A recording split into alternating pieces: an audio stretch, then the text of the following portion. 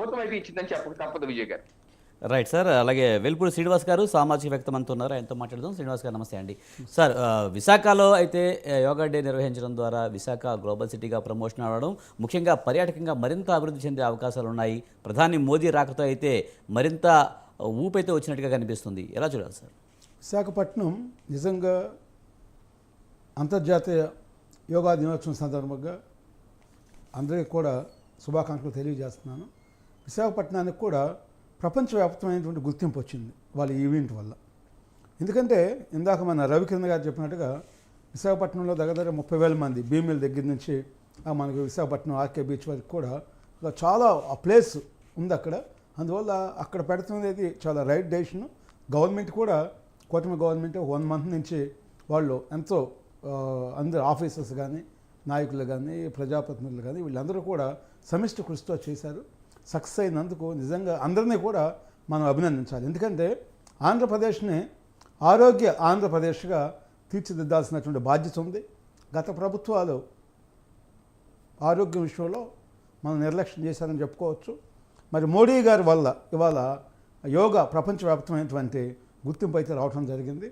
మరి 192 దేశాల్లో యోగా కార్యక్రమాలు జరిగినాయి అని చెప్పి కూడా మనకి న్యూస్ వస్తున్నాయి. మరి నిజంగా యోగా అనేది ప్రతి ఒక్క వ్యక్తికి ఆరోగ్యంలో చాలా కీలకమైనటువంటి పాత్ర పోషిస్తుంది.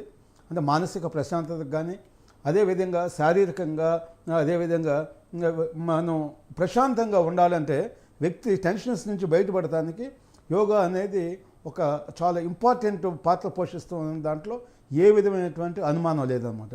ఇవాళ యోగాని వీక్లీ వన్స్ స్కూల్స్ అని చెప్పండి, లేదా గవర్నమెంట్ ఆఫీసులు అని చెప్పండి, లేదా ప్రైవేట్ సెక్టార్ అని చెప్పండి, ఎక్కడైనా కూడా వీక్లీ వన్స్ కంపల్సరీగా యోగా క్లాసెస్ అనేది డెఫినెట్గా పెట్టాలి. ఎందుకంటే ఇవాళ ఉన్నటువంటి బిజీ లైఫ్లో గతంలో అంటే అందరూ కూడా శారీరక శ్రమ చేసేవాళ్ళు. ఇవాళ మీకు టెక్నాలజీ పెరిగి ఐటీ వచ్చి అనేకమైనటువంటి ఈ సిస్టంలో గ్లోబల్ సిస్టంలో ఇవాళ చాలామంది కూడా శ్రమ తగ్గింది. అందువల్ల యోగా లాంటి కార్యక్రమాలు చేసుకుంటే ప్రతి ఒక్కరికి కూడా ఆనందంగా ఉంటారు. ఆరోగ్యం మహాభాగ్యం అని చెబుతాము. అది యోగా ద్వారా 100% ఇంప్లిమెంట్ అవుతుంది. తర్వాత ఇవాళ మరి కొన్ని వేల మంది వాళ్ళ రాష్ట్ర వ్యాప్తంగా చెప్పాలంటే దగ్గర 2,37,00,000 మంది ఎంతమంది రిజిస్ట్రేషన్ చేసుకున్నారని చెప్పారనమాట. మరి వాళ్ళందరూ కూడా ఇంత పెద్ద ఎత్తున చేసుకుంటాం అనేది నిజంగా కూడా ఆంధ్రప్రదేశ్లో మరి నిజంగా కూడా ఆరోగ్యం మరి కావాలని చెప్పేసి ప్రజలు ఇంత పెద్ద ఎత్తున ముందుకు రావటం కూడా నిజంగా కూడా మనం అభినందించాలి.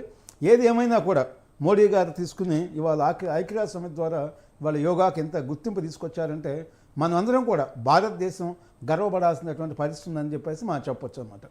సార్, ఇంత పెద్ద ఈవెంట్ని ఇంత తక్కువ రోజుల్లో సక్సెస్ చేయడం అంటే మామూలు విషయం కాదు. దీని వెనక లోకేష్ కృషి చాలా ఉందని చెప్పి అంటున్నారు.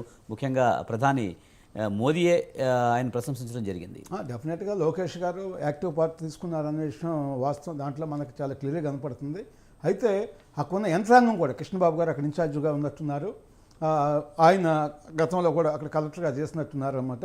ఎందుకంటే వైజాగ్తో కూడా బాగా అటాచ్మెంట్ ఉంది కాబట్టి అందరు అధికారులను సమన్వయం చేసి మరి అదే ఎవరెవరికి ఏ కావాలి, ఏ టైమింగ్స్లో ఎక్కడ రావాలి, అంటే ఎన్ని గంటలకు స్టార్ట్ చేస్తాము, ఏ జిల్లాల వాళ్ళు ఎక్కడ అటెండెన్స్ అని చెప్పేసి మరి కొన్ని వందల మందిని అపాయింట్ చేసి ఇవన్నీ కూడా ఫుడ్ ఇష్యూ కానీ, అక్కడ మ్యాట్లు కానీ, ఇంకోటి కానీ ఏమేం కావాలో వాళ్ళందరూ కూడా వాటర్ బాటిల్స్ కానీ ఇవన్నీ కూడా చేయాలి. ప్రభుత్వం మరి ఒక యజ్ఞంగా ఇవాళ ఈ కార్యక్రమం చేసింది యోగా దినోత్సవాన్ని.